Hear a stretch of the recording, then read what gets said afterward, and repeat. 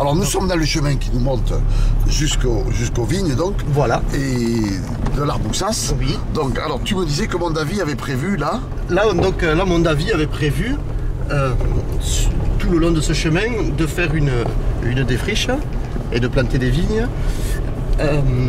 Et ensuite il voulait faire des clairières sur chaque éperon de la forêt de l'Arboussas.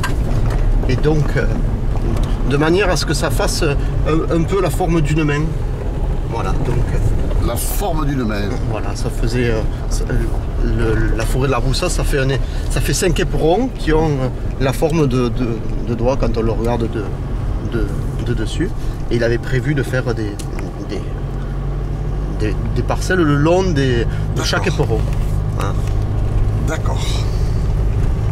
Et alors ici pour le moment c'est resté donc ça va rester comme ça. Ah oui. Voilà. Et on vous a autorisé uniquement donc à planter là-haut. Voilà. Voilà. Et Mondavi, lui, il voulait planter davantage que là-haut. Ah, et lui, il voulait planter tout le long de ce chemin là. Voilà, ce qui fait que... Ça représentait une centaine d'hectares de vignes. C'est à cette condition qu'il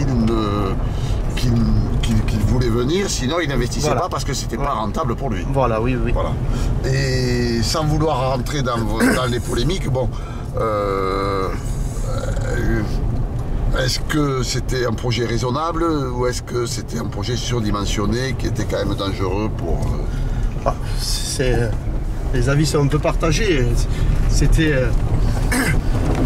raisonnable à l'échelle de la viticulture locale, peut-être pas, mais à leur échelle à eux, certainement qu'ils avaient bien prévu leur histoire. Et voilà, bon, enfin, moi ce que je pense, c'est que c'est quand même dommage qu'il n'y ait pas eu quelque chose qui se crée après le départ de Robert Mondavi et de l'échec de son projet au niveau local. D'accord. D'accord. Bon, mais ça, de toute façon, c'est de l'histoire ancienne, c'est de l'histoire quand même importante pour la région, parce que bon, ça aurait pu être différent, et ma foi, c'est comme ça. Eh oui. Et donc, nous allons avoir le plaisir d'avoir des costons, les costons qui vont nous faire un vin magique alors. Bon, on espère, hein. Bon. Alors, vous êtes en bio depuis toujours. Voilà. Vous avez démarré... En quelle année vous avez démarré? En 99. En 99. Donc ça fait une douzaine d'années qu'on est dans ce... Et immédiatement, vous avez démarré en bio. Oui. C'est un choix... Oui, ben c'était un choix d'organisation aussi au niveau de la cave.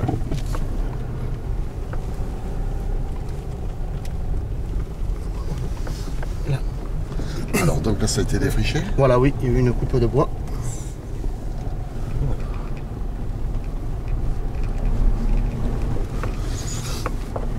Combien vous avez d'hectares sans compter cela? On a 12 hectares. 12 hectares. 12 hectares de vignes. Et la cave est située à Puy-Chabon. Puy-Chabon. Oui. Vous êtes deux. Oui. Avec nos parents. Voilà. Philippe, Jean-Marc et Joseph et Marie-Thérèse. Joseph et Marie-Thérèse qui ont ouvert la voie. Voilà.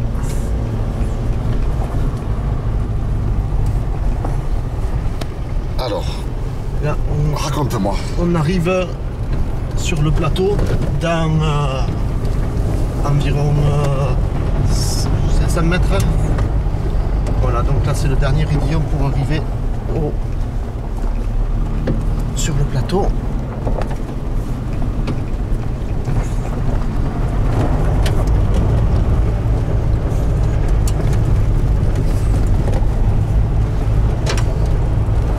Alors aujourd'hui nous sommes le 25 mars, Oui. un vendredi, hein, il fait très beau. Oui. Ici. Parce qu'à Montpellier apparemment... Bon, c'est un peu gris en partant ce matin. Ça, Et c'est c'est très le maritime. bonheur puisque c'est 7h26, vous voyez, quand on veut planter, il faut se lever de bonne heure. Hein. Ah oui. Est-ce qu'il y a des conditions particulières lorsqu'on veut planter? Ah, il faut essayer de le...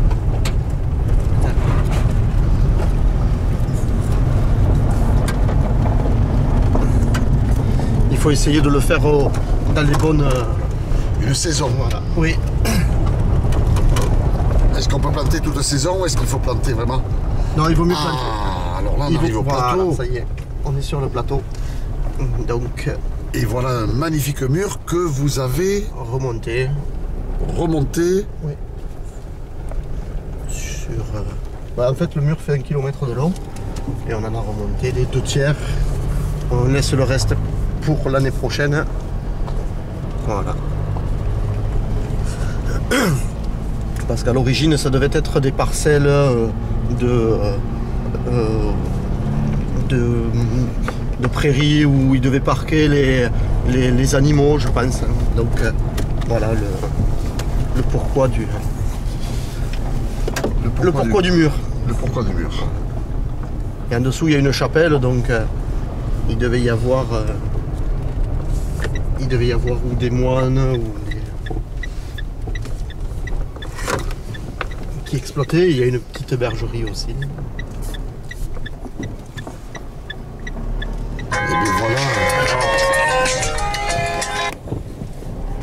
voilà une vue magnifique. Oui. Voilà, ça c'est. Donc là, on rentre sur la parcelle de Grenache. Voici donc la parcelle de Grenache. Oui. Qui est en train d'être plantée. Oui.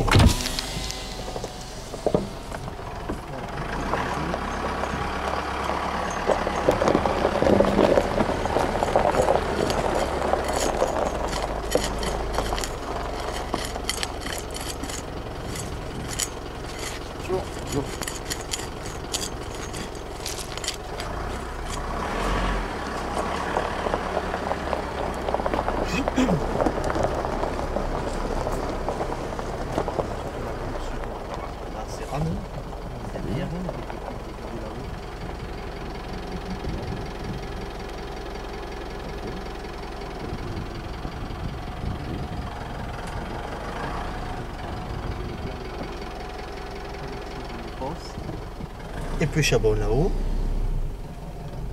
D'accord.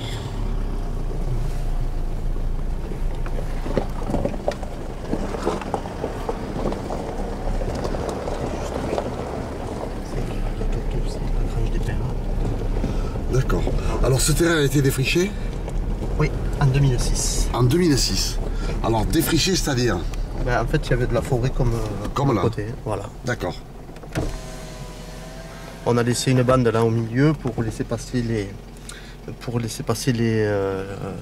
animaux sauvages, sangliers. D'accord. Donc défriché, donc ensuite le terrain est ripé au bulldozer et ensuite les cailloux sont concassés. Et voilà, et ensuite nous on a travaillé le sol pendant jusqu'à maintenant pour épierrer. On a remonté le mur avec les pierres qu'on a sorties du terrain. Voilà, tu vois, on en voit quelques-unes qui n'ont pas la même couleur. Ça, ce sont des pierres qui étaient ou par terre ou dans le champ. Voilà, tout ce qui n'est pas de la même couleur que le mur, qui s'est grisé, c'est de l'or. C'est des pierres qui n'étaient pas présentes sur le mur. Alors c'est un paysage un peu lunaire. Hein.